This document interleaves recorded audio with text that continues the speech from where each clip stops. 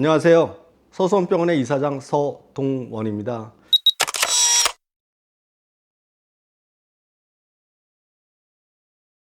지금은 나름대로 원위치열에 관련돼서 강의를 하겠습니다. 뭐라고요? 원위치열. 쉽게 말하면 무릎과 멀리 떨어진 곳에 강의를 한다는 거예요. 예. 이런 데는 직접적인 어떤 그 혈자리를 소개를 하시고 지금은 멀리 떨어져 있지만 멀리 떨어져 있지만 무릎과 관계가 있는 그리고 훨씬 더 좋은 어떤 부분들입니다. 예를 들어서 한의사들이 나름대로 이제 그럴 때 대체적으로 저 같은 경우에는 이렇게 사혈요법도 종종 시행을 하고 또 원위치열을 많이 사용을 합니다. 그 원위치열을 사용을 하게 되면 원위치열로 나름대로 거기에서 그게 나름대로 거기에다 피를 뽑게 되면 여기에 또 압력이 줄어듭니다. 그래서 나름대로 무릎이 개선이 되는 어떤 효과가 있어요. 그래서 나타나는 어떤 부분들인데, 자, 지금 원위치열에 관련된 부분들을 하나 설명을 하게 되면 설명을 하게 되면 자, 지금 왼쪽 무릎이 아프시잖아요.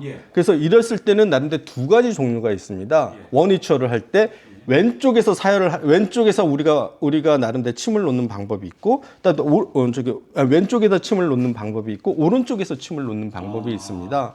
그래서 대체적으로 보게 되면 저는 개인적으로 여기서는 좀 양방에서는 원래 한의학에서는 왼쪽이 아프면 오른쪽을 취하고 또 밑이 아프면 위쪽을 취하고 위쪽이 아프면 나는 밑을 취해라라고 하는 부분들이 있습니다. 오히려 그 이유에 대해서 조금 간단히 설명. 쉽게 말하면 사실은 일반적인 상식으로는 아픈 쪽의 반대를 케어하시는 거잖아요. 치료하시는 건데 그게 한방에서의 그런 이유에 대해서 설명. 자, 이제 우선 잠깐만. 그런데 저는 이제 그걸 반대로 합니다. 그러니까 쉽게 말하면 제가 임상을 해보고 했더니 나름대로 오른쪽이 아프면 오른쪽이 더 낫고 왼쪽이 아프면 왼쪽이 하는 어떤 부분들이 더 낫습니다.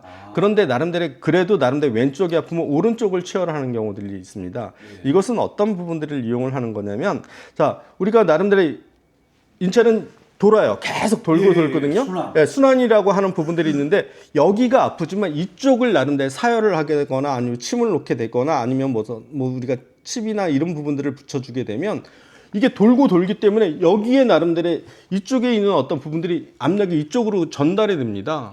그래서 훨씬 더 이쪽의 압력이 떨어지는 어떤 효과가 있습니다. 역시 나름대로 무릎이 아팠다고 하게 되면 이쪽을 나름대로 팔을 사용하는 경우들이 있습니다.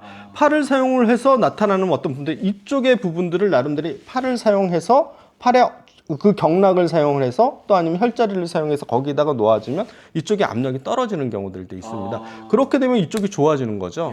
자, 그래서 우선 대표적으로 원위치열에는 두 가지 방법이 있다라고 말씀을 드렸잖아요. 그래서 우선 지금 왼쪽 무릎이 아프면 오른쪽에서 나름대로 하는 어떤 방법을 선택을 하겠습니다. 자, 오른쪽 방법을 하는데, 자, 모델분 잠깐만 일어나 주세요. 자, 반대로 누워주세요.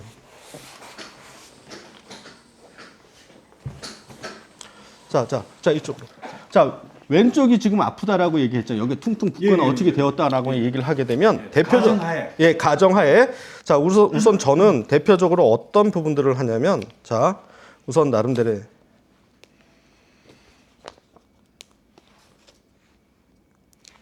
요태점을 사용을 합니다. 이거는 경외기혈이라고 얘기하는 부분들인데, 경외기혈은 그러니까 경혈과는 좀 틀립니다. 그러니까 쉽게 말하면 우리가 362혈이라고 하는 어떤 부분들이 있는데 그거와는 다르게 나름대로 효과가 좋은 혈이라는 뜻입니다. 그래서 나름대로인데 그것은 4번째 손가락과 5번째 손가락 이렇게 만나다 보게 되면 여기에 딱 걸리는 곳이 있거든요. 5번째, 4번. 여기가 나름대로 요태점입니다. 요태점. 그 요태점을 나름대로 요태점이라고 부르지만 이 무릎에도 사용을 합니다. 그래서 요거를 붙이고 나서 요걸 움직여 보세요. 왼쪽 발을 구부렸다 폈다. 이거는 동기요법이거든요. 그래서 동기요법을 이용하는데 되게 좋습니다. 그러면 이거 한 자리 갖고 되느냐? 물론 되는 사람도 많습니다. 그런데 또 한 가지 같은 경우는 여기다가 그 평형침법에 신비롭네요. 평형침법에 그 슬통혈이라는 게 있습니다. 슬통혈. 무릎이 아프다라고 얘기를 하게 되면 무릎이 아프면 모두 다 이쪽에다가 여기 곡지 있는 어떤 부분들의 주관절을 이용을 하는 겁니다. 왼쪽 무릎이 아픈데 오른쪽. 왼쪽 무릎이 아픈데 오른쪽을 사용하는 거죠. 지금은. 그래서 사용하는데 여기에는